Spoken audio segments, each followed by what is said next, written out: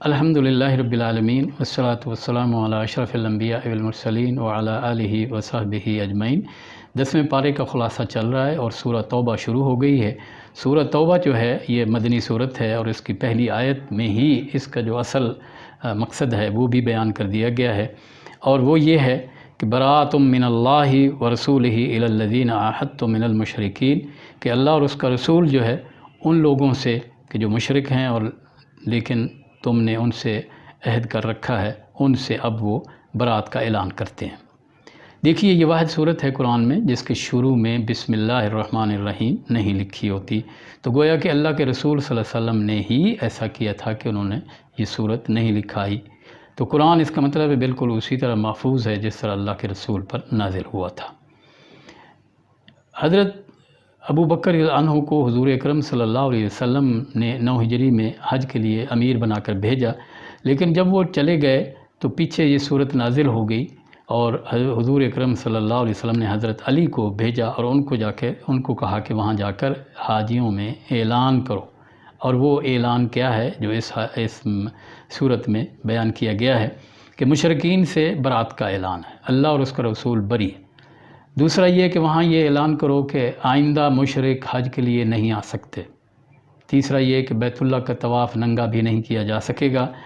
اور یہ ہے کہ کافر جنت میں کبھی نہیں جائیں گے۔ حضرت علی نے اس کا اعلان کیا، اور یہ کہ وفادار جب تک وہ وفا کرتے ہیں ان کے معاہدے کی مدت تک ان سے بھی وفا کی جائے گی۔ یہ حج جو اس وقت 9 ہجری میں ہو رہا تھا، یہ مسلمان اپنے طریقے پر کر رہے تھے اور مشرک اپنے طریقے پر، لہٰذا اس کا مطلب یہ ہے کہ آئندہ جو ہے کافر مشرک نہیں آ سکیں گے۔ 8 ہجری میں جو ہے اگرچہ اسلامی دور ہی تھا، فتح مکہ ہو چکا تھا، لیکن اس وقت حج پرانے طریقے پر کر لیا گیا۔ اس اعلان میں یہ بات کی گئی کہ ان لوگوں کو، مشرکوں کو 4 مہینے کی مدت دی گئی ہے، اور اس کے بعد پھر ان کو پکڑو، ان کو گھیرو۔ مسلمانوں کو یہ کہا گیا کہ ان کو جو ہے قتل کرو، لیکن اگر یہ توبہ کر لیں تو پھر ان کی توبہ جو ہے قبول ہے، اور اس لحاظ سے وہ پھر مخلص مسلمان ہی بن کر رہیں گے، مشرک نہیں ہوں گے۔ اور اس میں ایک یہ بات کی گئی کہ اگر کوئی یہ پیغام، یہ دعوت قرآن کی سننا چاہتا ہے، اللہ کا کلام سننا چاہتا ہے، تو پھر اس کو جو ہے محفوظ طریقے سے اس کو پہلے سنایا جائے، پھر اس کو اس کے محفوظ جگہ تک پہنچا دیا جائے، اور اگر وہ اس کے بعد یہ ہے کہ ایمان لاتا ہے، توبہ کرتا ہے، ایمان لاتا ہے، زکوٰۃ دیتا ہے، تو پھر یہ مسلمانوں کو کہا گیا کہ وہ تمہارے دینی بھائی ہیں۔ البتہ جو لوگ عہد توڑنے والے ہیں ان کو اللہ کے نبی صلی اللہ علیہ وسلم کو حکم دیا ہے کہ ان کو قتل کرو، ان کو سخت سزا دو، اور اللہ بھی ان کو جو ہے آپ سے کے ذریعے ان کو سزا دے گا، انہیں ذلیل و خوار کرے گا، اور اللہ تعالیٰ آپ کی مدد کرے گا اس کے ذریعے سے۔ یہ کام کیوں کیا جائے گا؟ کہ اس لیے کہ انہوں نے پہل کیا تھا کہ آپ کو مکہ سے نکالا تھا، تو مسلمانوں کو یہ کہا گیا کہ تمہارے دل ٹھنڈے ہوں گے، اللہ تعالیٰ فتح دے گا، اور اب دین غالب آ رہا ہے، اور تمہاری دلوں کی جو جلن ہے وہ بھی دور کرے گا، توبہ کی توفیق دے گا۔ اس کے بعد یہ بات کی گئی کہ مساجد کی جو تعمیر ہے وہ مشرکین کا کام نہیں ہے، مسجدیں بنانا ان لوگوں کا کام ہے جو اللہ پر ایمان رکھنے والے، اس کے رسول پر نمازیں قائم کرنے والے ہیں، زکوٰۃ دینے والے ہیں، اور اللہ کے علاوہ کسی سے وہ ڈرتے نہیں ہیں۔ حتیٰ کہ مسجد حرام کتنی بڑا اس کا وہ ہے، لیکن وہ اس وقت مشرکین کہتے تھے کہ ہم تو حاجیوں کو پانی پلاتے ہیں، تو اللہ تعالیٰ نے واضح کہا ہے کہ یہ سقایت الحاج جو ہے یہ اس کے برابر نہیں ہو سکتے کہ کوئی آدمی مان لائے، اللہ کے راستے میں جہاد کرے، اور یہ برابر نہیں ہو سکتے۔ اس لیے ان کو یہ کہا گیا کہ تم مسجد حرام میں اب آئندہ داخل نہیں ہو سکتے۔ اس کے بعد مومنوں کو خطاب کیا گیا، ان سے یہ کہا گیا کہ اگر تمہارے آباء و اجداد اور بھائی اور مال اور تجارت اور یہ سارے جو چیزیں ہیں اور یہ تمہارے پسندیدہ جو مکانات ہیں، یہ سارے تمہیں اللہ اور اس کے رسول کے مقابلے میں زیادہ پسند ہیں، پھر انتظار کرو، اللہ تعالیٰ اپنا فیصلہ جو ہے وہ لانے والا ہے۔ اور حنین کی جنگ کا بھی اس میں ذکر آیا، اور اللہ تعالیٰ نے مسلمانوں کو یہ باور کرایا ہے کہ کہیں تمہیں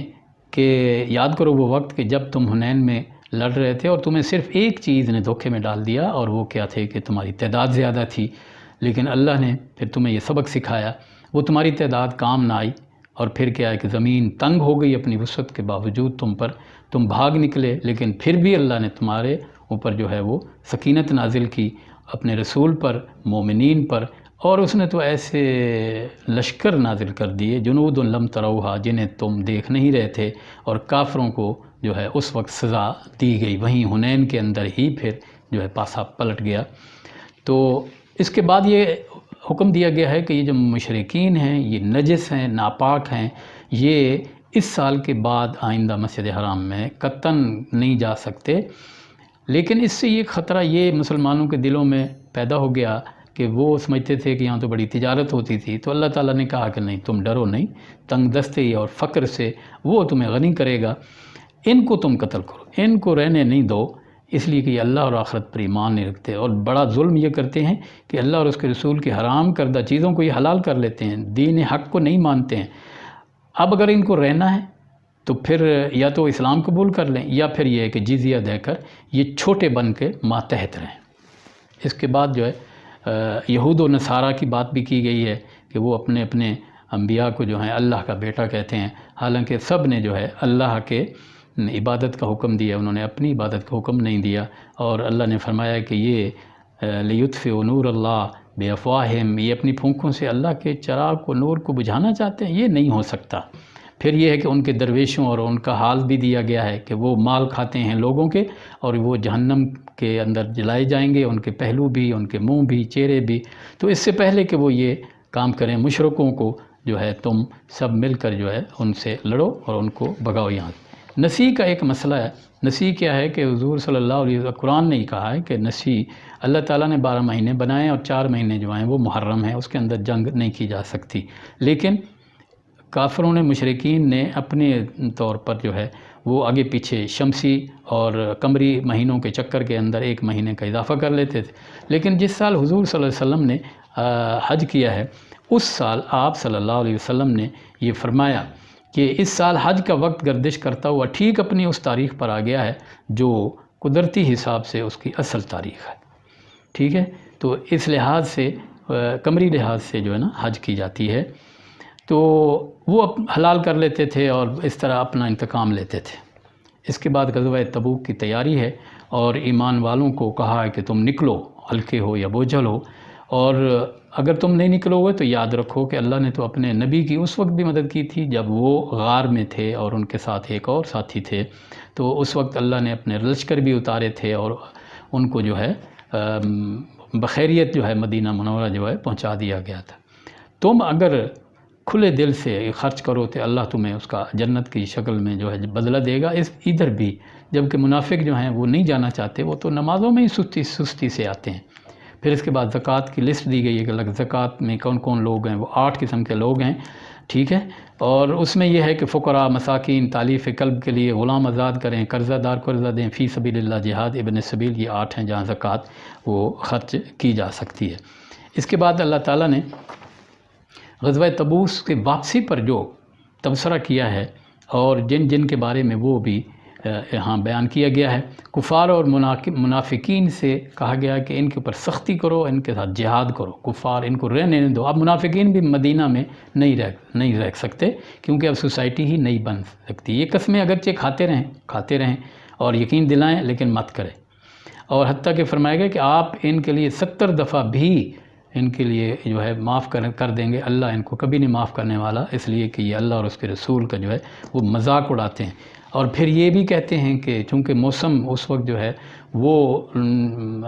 گرم تھا، سخت، تو اللہ تعالیٰ نے فرمایا کہ جہنم کی آگ اس سے سخت ہے، اور وہ ڈراتے تھے کہ تم روم کے مقابلے میں جا رہے ہیں، اور روم جو ہے وہ تو بہت زیادہ جو ہے وہ بڑی طاقت ہے، لیکن اللہ کے فضل سے حضور صلی اللہ علیہ وسلم 30,000 کا لشکر لے کر نکلے اور وہ نہ آیا، کیونکہ وہ ایک تجربہ کر چکا تھا کہ غزوہ موتا میں 3,000 نے 1,00,000 کو شکست دے دی تھی۔ تو اس لیے جو ہے اللہ تعالیٰ نے یہ فرمایا کہ یہاں یعنی مشرکین کا اب جزیرۃ العرب میں اور کفار کا کوئی ان کا داؤ نہیں چل سکتا۔ باقی یہ 10واں پارہ ابھی چل رہا ہے، اور اس باقی جو ہے اگلی صورت انشاءاللہ یہی سورہ توبہ جو ہے یہ آگے چل رہی ہے، اور اس کے اندر جو ہے پھر یہ باقی مضامین مکمل کریں گے انشاءاللہ۔